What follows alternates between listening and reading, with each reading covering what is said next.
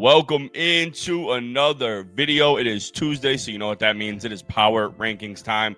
On your screen there, you can see 11 through 32 in order, with the biggest jump this week in this range being the Baltimore Ravens, going from, I believe, 22 last week to now 13. I think this team is back. You look at their upcoming schedule, they're getting Lamar back. The defense got a lot of guys back, look much improved against my Chicago Bears. There's a chance this team wins the division. I thought it was kind of comical how the Steelers were sitting there with a good record and the Ravens still had better odds to win the division, but now it's starting to kind of click and make sense for me. Not saying it's a done deal or anything, but Miami making a big jump, Atlanta taking a big spill backwards. I mean, just a horrific loss. Panthers going down a little bit, Bears, 49ers, Steelers all going down a little bit. Vikings staying at the same spot despite their blowout loss. They're getting J.J. McCarthy back. I think they're going to be looking better, but they've got a tough couple of games coming up. So maybe they decline as well. Let's go ahead and get into my 1 through 10, kicking it off with number 10, and that is the Seattle Seahawks.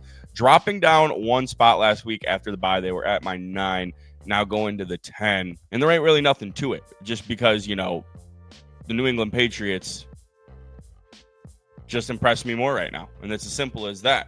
Seattle Seahawks, though, you know, I expect them to stay in the top 10. I don't expect this team to take a drastic fall anytime soon. I will say this, those 11, 12, and 13 teams will be right on their heels, though. The Broncos are 6-2. I think that they played their best game of football just against the Cowboys this season. I think the Chargers just maybe played their best game of the season as well against the Minnesota Vikings in prime time.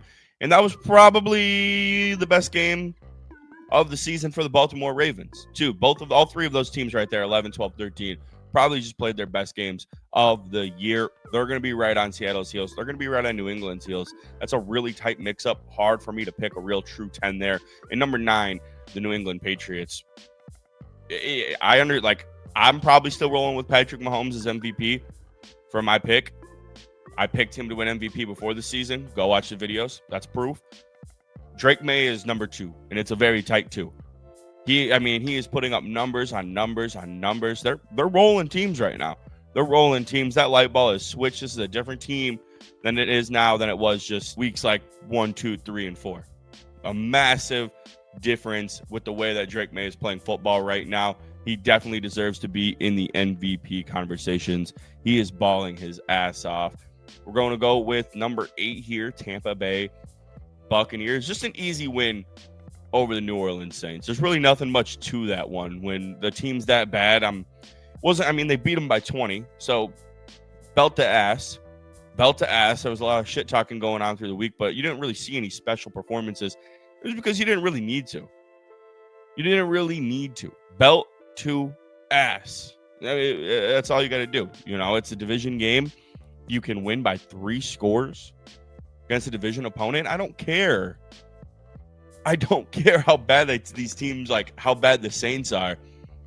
3 scores in your division in the NFL is massive. Big win for the Tampa Bay Buccaneers. They're heading into the bye week before they play my number 9 team, the New England Patriots. What a game that's going to be. We need to get some flexes going on here, I think. Some flexes, because that's a game that could be flexed. Chiefs and Colts is a game that could be flexed. We've got some juicy matchups, and you can see the Chiefs and Colts still down there alive right now. Let's go ahead and get them my number 7. Not falling down any either. That's the Philadelphia Eagles. Revenge game against the New York Giants. You know, I don't even like Cam Scatterboo injury. Brutal. Eagles were in full control of that game. I know it was tight up until that moment. That's a tough loss. I'm sure it impacted the players, was on their minds, but Eagles now with back-to-back games where they put up some complete games across the board. Saquon Barkley, really good game from them. I mean, we got a big matchup. They're heading into the bye week, but we got a big matchup after the bye week against the Green Bay Packers, which could be very vital for the number 1 seed. Like, Packers sitting at 6-1-1, Eagles at 6-2, Rams at 6-2. This could be a big game for the bye week. Overall, though, they're going to be able to get into the bye, rest up, get A.J. Brown fully healthy if he does not get traded, which I don't expect him to. But get fully healthy against Green Bay coming up. Moving on to my number 6. Speaking of which, it's the Green Bay Packers. For weeks now, if you can go back and watch my videos, I said I think that the Green Bay Packers are going to rifle off 4 straight wins. They started off 2-0, lost to the Browns, tied with the Cowboys, found themselves at 2-1-1. I've been saying it. They're going to rifle off 4 straight wins, and that's going to happen this upcoming Sunday against the Carolina Panthers. They're going to get their 4th straight win, going to be 7-1-1 before they take on the Philadelphia Eagles. This offense is so hot. Maybe outside of like Chiefs and Colts right now, and maybe Patriots, this team is hot. Their offense is hot. Their defense is starting to kind of figure things out. I think a lot of people were expecting them, especially with the acquisition of Micah Parsons, to be a top 5 unit. Hasn't necessarily looked like that throughout the course of this season so far, but they're starting to figure it out, starting to pick it up a little bit. This is a team that's going to be very scary for the rest of the season. There's no doubt about that. Moving on to number 5, we've got the Buffalo Bills. I mean, you couldn't ask for a better situation in terms of their schedule. They lose to the Patriots. It didn't look great. And then they go on Monday Night Football and lose to the Falcons. It was looking pretty brutal. Start off 4-0, get to 4-2. You get the bye week, and you open up with Carolina. I mean, it does not get much better than that in terms of like getting right, getting yourself situated. And now you got the Kansas City Chiefs. It's always the game that you circle on your calendar every single year if you're a Bills fan or you're a Chiefs fan, or if you're an NFL fan. Honestly, if you're an NFL fan, that's a game you circle. It's given us countless memories, and here we are. This is a big game for Buffalo, but in terms of timing, it couldn't have been more perfect. You get the bye, you get the Panthers, because the Chiefs are the hottest team in football right now. Could not be more excited about this matchup. This upcoming Sunday should be one for the ages per usual. Number 4, dropping down 1 spot on the bye week, is the Detroit Lions. Nothing really to hold against them here. I mean, big game against Minnesota. They're going to be getting back Brian Branch. Offenses have been able to move the ball on Brian Flores' defense this year. Detroit has always played Minnesota well. They're going to be at home. I expect this to be a pretty, not necessarily blowout, because it's the division. You're never going to hear me predicting blowouts in a division rival game ever. But I do think this is probably a 4 to 7 point game. At the end of the day, I just think Detroit's got the better team. They're hot, coming off the bye week. They're going to be ready to rock at home against a division rival. It's just a big game from them. I think I just only moved the Colts up 1 because they just keep fucking stomping teams, dude. Number 3, the Colts. They are just absolutely stomping teams. Like, they didn't need to do much against the Tennessee Titans. Jonathan Taylor's just taking care of it himself. Like, he has every right to be in the MVP conversation. He is their offense, and it's making Daniel Jones' life easier. It's making the offensive line's life easier. Their weapons are stepping up. Josh Downs is like one of the best slot receivers in football this year. Michael Pittman is balling somehow, some way. I thought his career was kind of going over the hill. I know he's young, but he kind of maybe felt like he reached his peak. No, that's this season. It might be his peak. He is balling, and the defense is just making plays. I know that they haven't played, the greatest competition so far this season, but they're blowing out these bad teams, and their only loss is the Rams.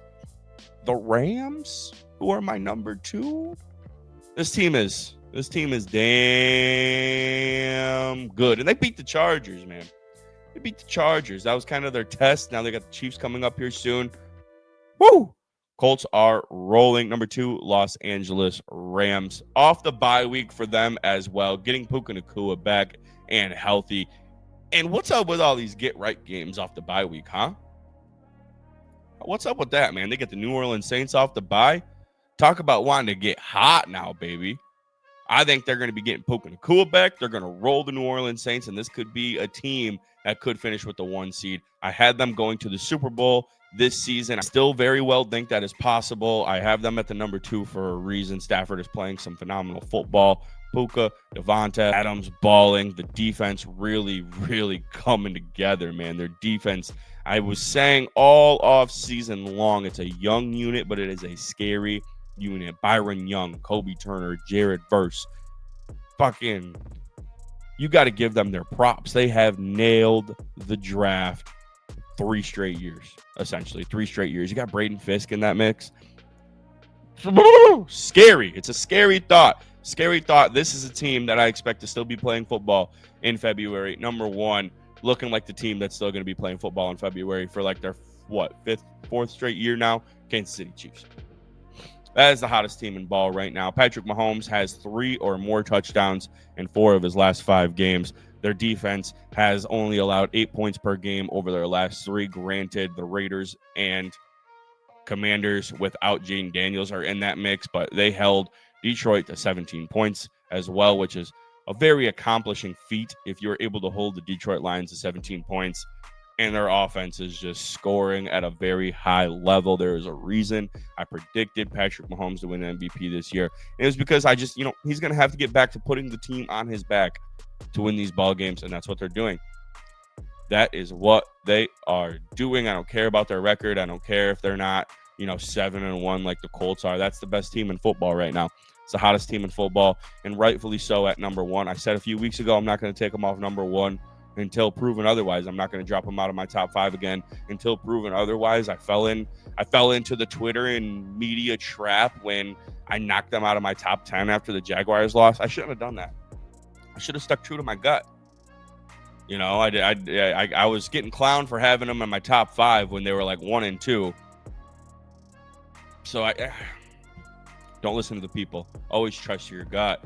And there you have it, 1 through 32 with the Chiefs once again taking the top spot. Titans, by the way, they're the new 32. They are the new 32. Jets get a little boost up this week. Thank you guys so much for tuning into another video. We're going to have plenty of content coming out for you guys soon. We're going to be talking a little trade deadlines by the end of the week. Some players I expect to be on the move and where I predict them to go. Talk to you guys soon. Peace.